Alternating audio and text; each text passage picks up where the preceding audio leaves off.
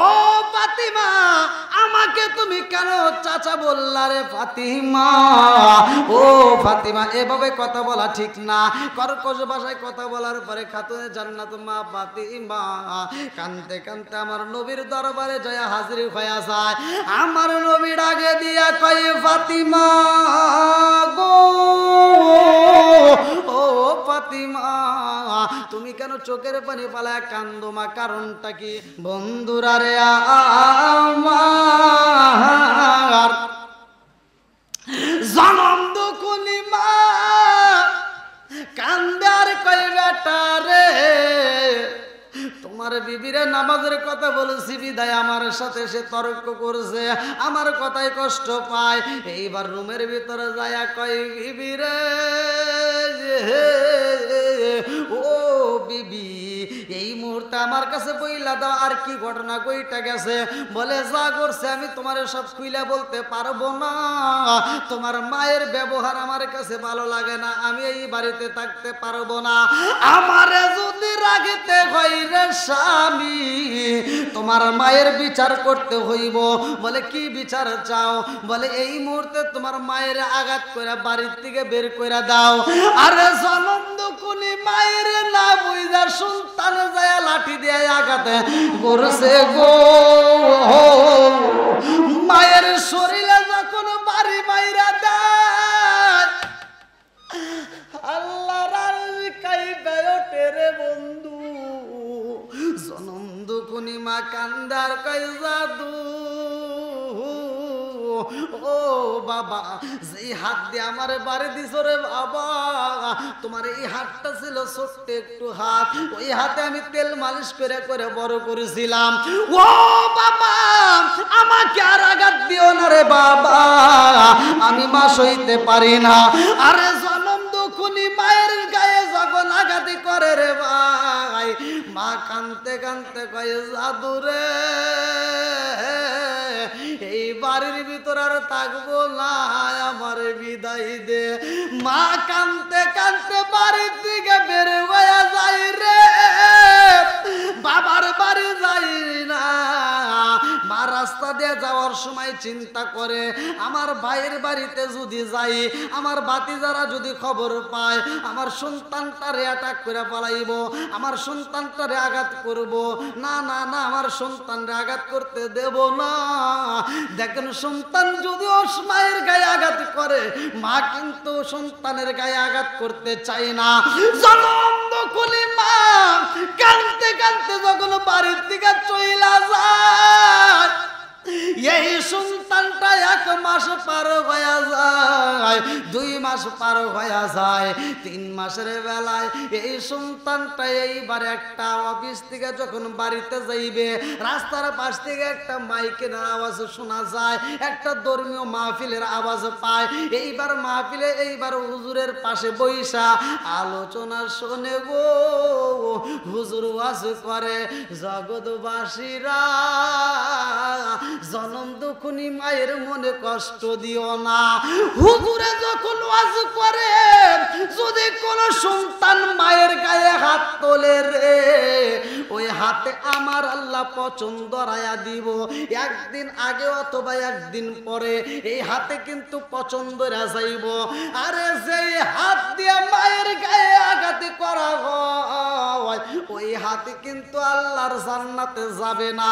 এই ওয়াজটা শোনার পরে সন্তানের মায়ের কথা মনে পইরা গেছে গো।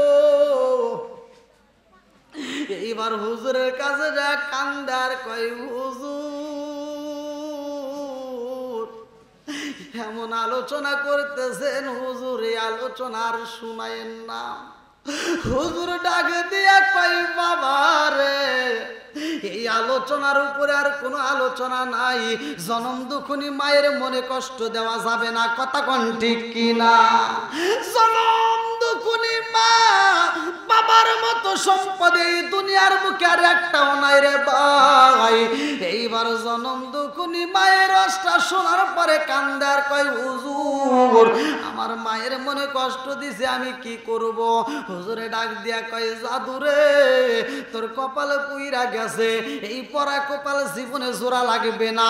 এই কপাল যদি ভালো করতে চাও রে বাবা, পৃথিবীর কারো কাছে যাইতে হবে না, সারা পৃথিবীর আলেমের হাত ধরে কাজ হইব না, মক্কা মদিনার ইমামকে দিয়া জানাজা করালে কাম হবে না, কারো কাছে গেলে কোনো লাভ নাই। একটা মাত্র জায়গা, তোমার জনম দুঃখুনি মায়ের কাছে যাও। তোমার মা যদি মাফ কইরা দেয় রে বাবা, তবে তোমার জীবনটা আলোকিত হবে। জোরে জোরে কন্যা সুবহানাল্লাহ। আপনার মনে কষ্ট পেতেছেন? রাত তো ওরে আল্লাহ, প্রায় 12টা।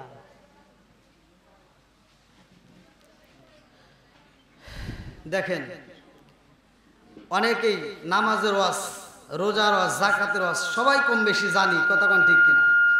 কিন্তু আমরা কিন্তু এই ঘরের ওয়াজটা খুবই কম শুনি। ঘরের ওয়াজটা এজন্যই দরকার, বউ শাশুড়ির ভিতর দ্বন্দ্ব আছে না নাই? বইয়ের কথা শুনে অনেক সন্তান আছে মায়েরে কষ্ট দিয়ে কথা বলে, বাবারে কষ্ট দিয়ে কথা বলে।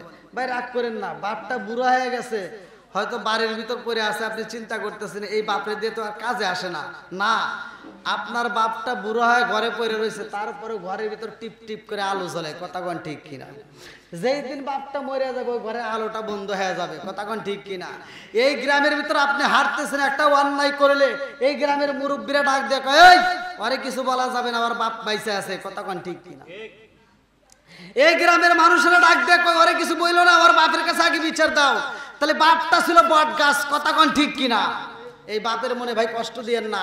বাপ যদিও ঘরে পড়ে থাকে, কাজ না করে, তবুও ইনকামের জন্য চারো দিক দিয়ে আপনার আল্লাহ দরজা খুলে দেয়, কথা কোন ঠিক কিনা? বন্ধুরা রে আমার ভালো করে শুই না নাও, এইবার সন্তান বাড়িতে যাইয়া বিবিরে ডাক দিয়া কই বিবিরে, ও বিবিরে আমার জনম দুঃখুনি মা কই, আমার মায়ের রুমটা খুইলা দাও। মায়ের রুমটা খুইলা দেওয়া হয়, যায়া দেখে মায়ের শাড়িটা রুমের ভিতর পইরা রয়েছে, মায়ের এই বিছানাটা পইরা রয়েছে গো, কিন্তু জনম দুঃখুনি মা নাই।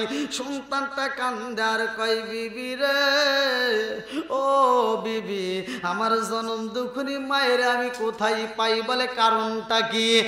এই সন্তান ডাক দিয়ে কয় বিবি রে, আমার হাতটা কিন্তু পছন্দ হইরা যাইব, এই হাতটা কিন্তু আমার আল্লাহর জান্নাতে যাইব না ও বিবি, কারণ এই হাত দিয়ে আমার মায়ের মনে কষ্ট দিছি, এই হাত দিয়ে আমি মায়ের গায়ে আঘাত করছি। আর দেরি করিস না রে বিবি, আমার মা কই, আমার মায়ের কাছে যাইতে চাই। এইবার বিবি ডাকে দিয়া কয় স্বামী গো, আপনার মা তো এই রাস্তা দিয়ে বের হয়ে এই দিকে চইলা গেছে, কোথায় গেছে জানি না। এইবার সন্তান জনম দুঃখুনি মায়ের তালাশ করে রাস্তা দিয়া গাইটা যায়, আর মানুষরে দেখলে ডাকে দিয়া কয় জগৎ বাসীরা আমার জনম দুঃখুনি মায়ের দেখছনি, আমি হইলাম কপাল পুরা সন্তান, মায়ের মনে কষ্ট দিছি। আরে খুঁজতে খুঁজতে চইলা যায়, যাইতে যাইতে এমন একটা জঙ্গলের পাশে পুরাতন বাড়ি দেখা যায় গো, ওই বাড়ির ভিতর কোনো মানুষজন থাকে না, চারপাশ দিয়ে দরজা ভাঙ্গা, বেড়াগুলো ভাঙ্গা, ওই ঘরের ভিতরে কে যেন কান্দে আর কয় আল্লাহ আমার সন্তান আমারে যেই দিন মাথার উপরে লাঠি দিয়া বাড়ি দিছে গো, ওই দিন থেকে আমি দাঁড়ায়া নামাজ পড়তে পারি না। আল্লাহ আমি বইসা বইসা নামাজ আদায় করি, আল্লাহ গো আমার নামাজটা তুমি কবুল কইরা নাও।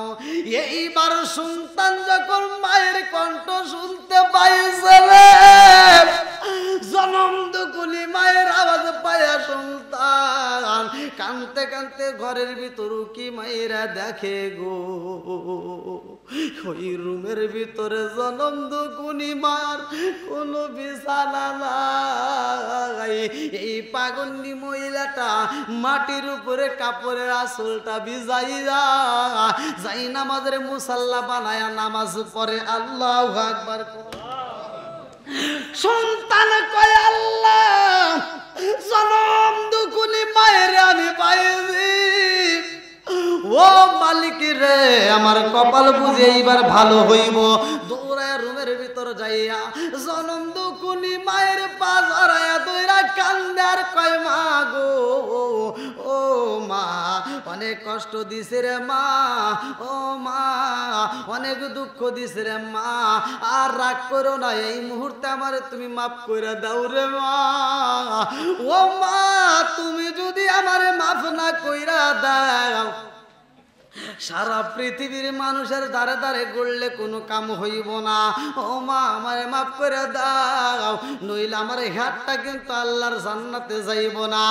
জনম দুকুনি মা ডাক দিয়া কই জাদু রে আমার এমন জোরে একটা বাড়ি বাইরা দিছিল রে বাবা, ওই বাড়ির যন্ত্রণায় আজ পর্যন্ত আমি জনম দুকুনি মা মনের মতো করে দাঁড়ায় নামাজ আদায় করতে পারি না।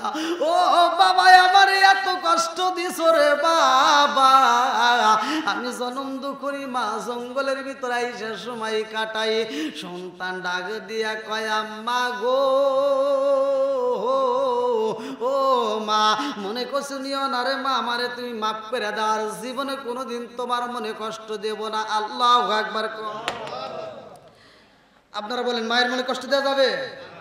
আপনারা ওয়াজ কিন্তু সবাই জানেন, একবারে জানেন না তা কিন্তু না, ওয়াজ আমরা সকলেই বুঝি, কিন্তু আমলের বেলায় নাই। কথা কোন ঠিক কিনা? আমি দেখছি আমার চোখে দেখা একটা মা একটা ঘরের ভিতর 10টা সন্তানরে জায়গা দিছে। কথা কোন ঠিক কিনা? হুজুর আপনারা কয় ভাই?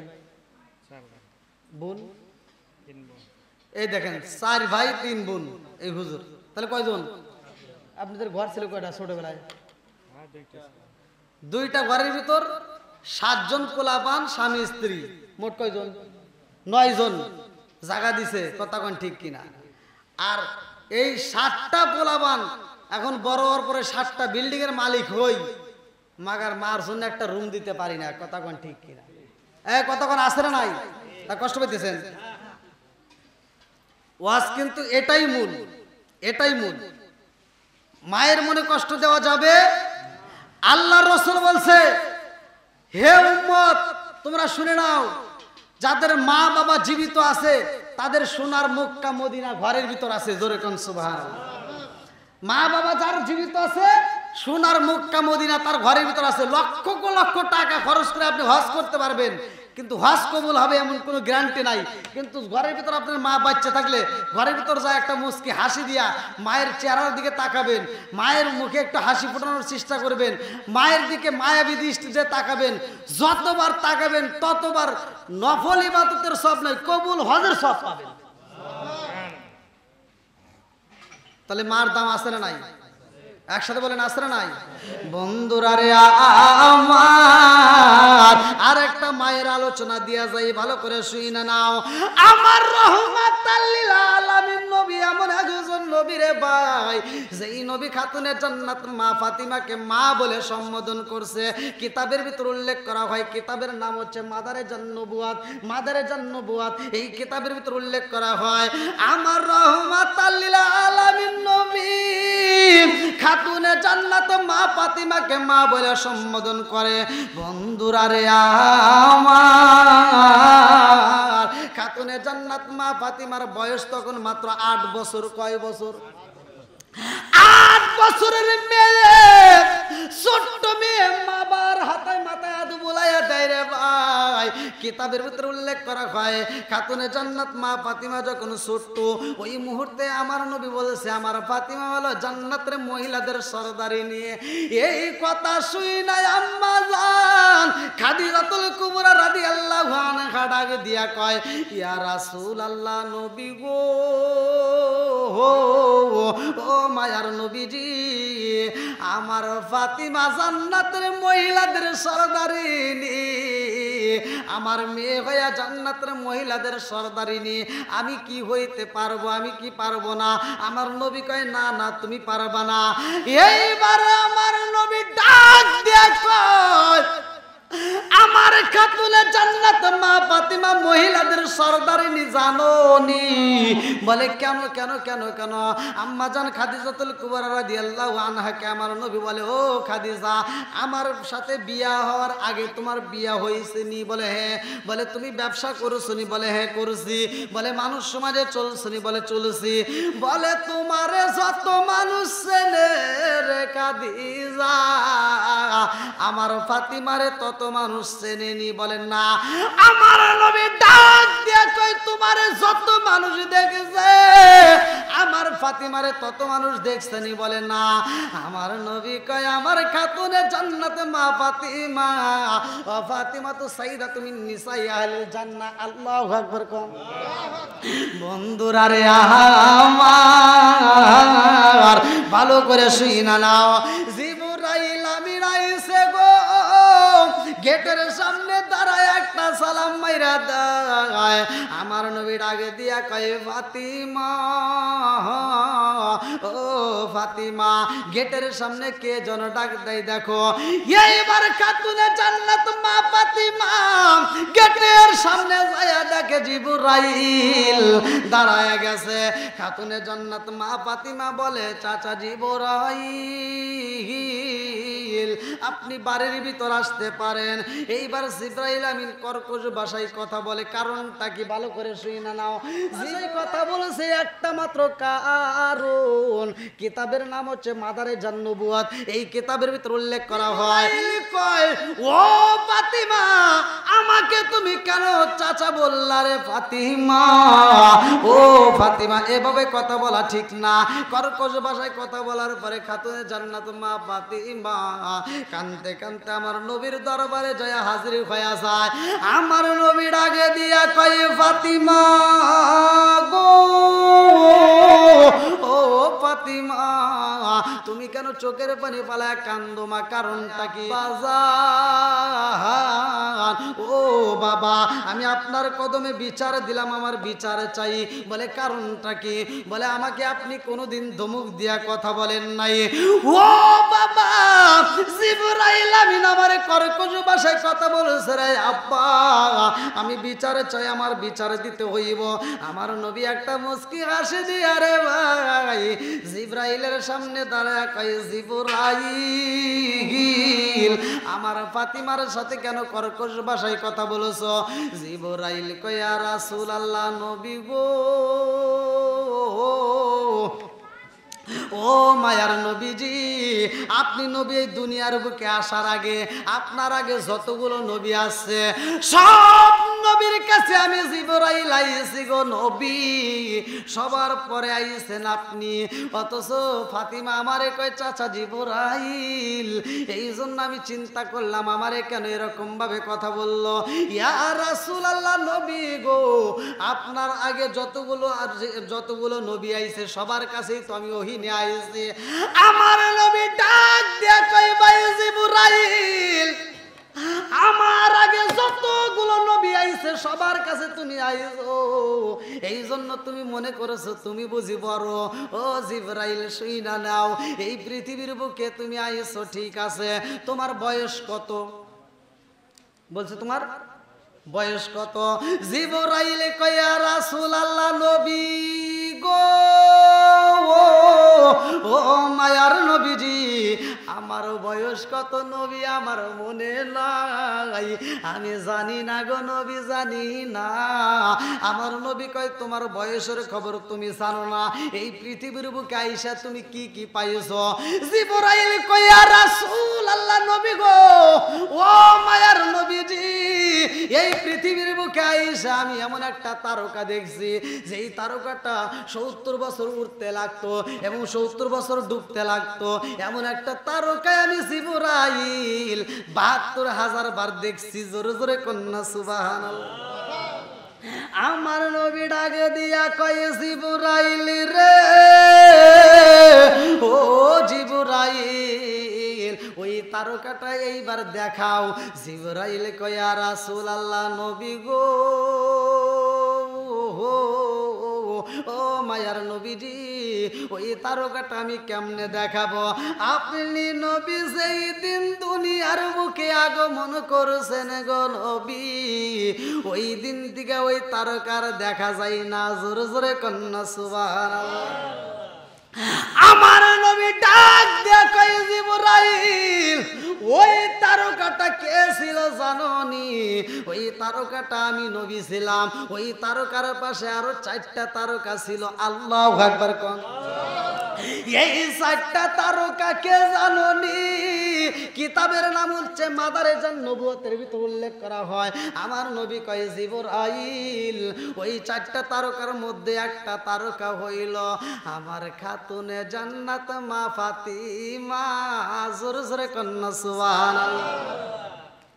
আমার নবী ডাক দিয়ে কয় জিবরাইল, ওই 4টে তারকার মধ্যে একটা তারকায় আমার ফাতিমা।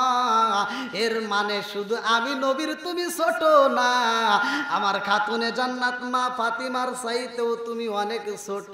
জোরে জোরে কন্যা সুবহানাল্লাহ। আমার নবী কয় জিবরাইল রে, ও জিবরাইল, তার পাশে আরেকটা তারকা দেখা যায় জানোনি? ওই তারকাটাকে বলে ওই তারকা আবার কে?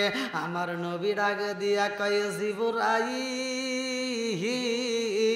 তার পাশে একটা তারকা দেখা হয়। ওই তারকাটা আমার খাতুনে জান্নাত মা ফাতিমা বড় হইব, তার বিয়ে হইব, যার সাথে তার নাম হইল হযরতে আলী রাদিয়াল্লাহু আনহু। আল্লাহু আকবার কোন। আমার নবী ডাক দিয়া কয় জিবরাইল, তার মানে আমার খাতুনে জান্নাত মা ফাতিমার যে স্বামী হইব হযরতে আলী রাদিয়াল্লাহু আনহুর চাইতেও তুমি অনেক ছোট। জোরে জোরে কন্যা সুবহানাল্লাহ। আমার নবী কয় জিবরাইল রে, ও জিবরাইল, তার পাশে আরো 2টা তারকা আছে। ওই 2টা তারকার খবর জানোনি? আমার খাতুনে জান্নাত মা ফাতিমার বয়স চলে 8 বছর।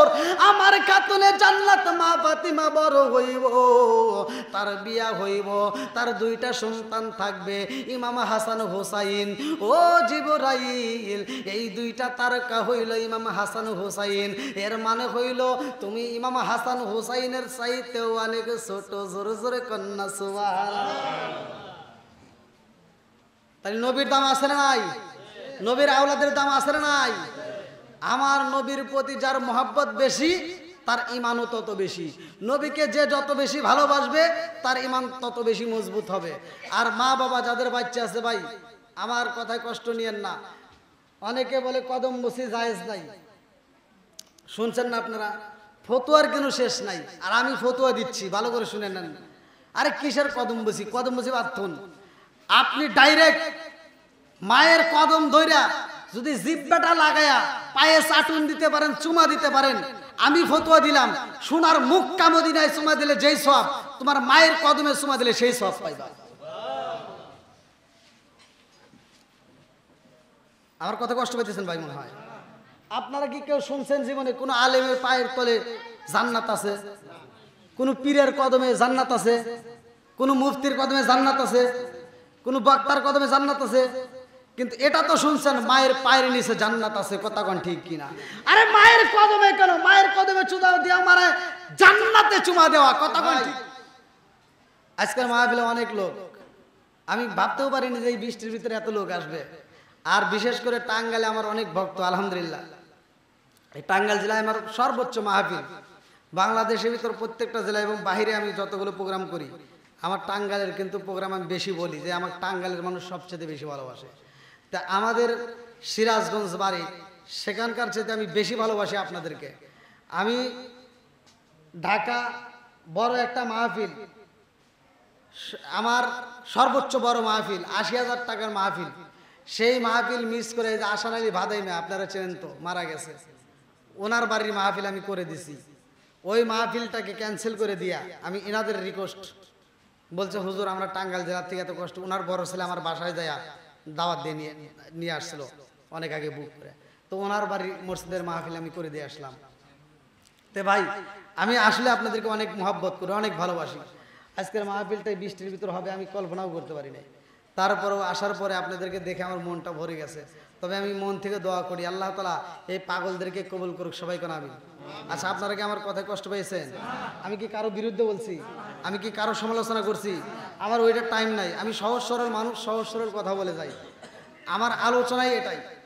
এই যে আজকে আমি মা বাবার খেদমতের কথা বললাম, ভাই এটা ভালো না খারাপ? অনেকের কাছে ভালো লাগবে, অনেকের কাছে খারাপ লাগবে, কথা কোন ঠিক কিনা? একটা বক্তা আলোচনা করলে সবার কাছেই ভালো লাগবে এমন কিছু নয়। আল্লাহ রসুল নিজে ওয়াজ করছে, আমরা নিজে পড়ছি। আল্লাহ রসুল ওয়াজ করছে, রসুলের ওয়াজ কি খারাপ? রসুল বয়ান করছে, বয়ান করে রসুল যখন মাঠ থেকে বাড়া যায়, আবু জাহেল ওই মাঠের ভিতরে ঢুকে কয় কি এই ওয়াজ করলো কে রে? কয় কে মোহাম্মদ? কোন পাগল, নাউজুবিল্লাহ। তাহলে এরকম লোক থাকবেই, কথা কোন ঠিক কিনা? তো যা হোক, হ্যাঁ, তো এই যে দীর্ঘ সময় রাত দেখেন 12টা পার হয়ে গেছে, মসজিদ মাদ্রাসার মাহফিল করলেও এত রাত করি না। তারপরেও আমি আপনাদের ভালোবাসায় দীর্ঘ সময় আমি বৃষ্টির ভিতর ভিজে কিন্তু গাড়ি চালায় আসছি। এদিকে গাড়ির গ্লাস বন্ধ করলে, হ্যাঁ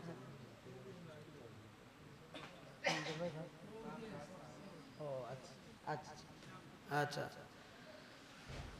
তো যাই হোক, বাড়িওয়ালা রমজান ভাই না যে আয়োজনটা করেছে, হ্যাঁ আলহামদুলিল্লাহ, আল্লাহ তাআলা তার হায়াতে বরকত দিক, সবাই কেন আমিন।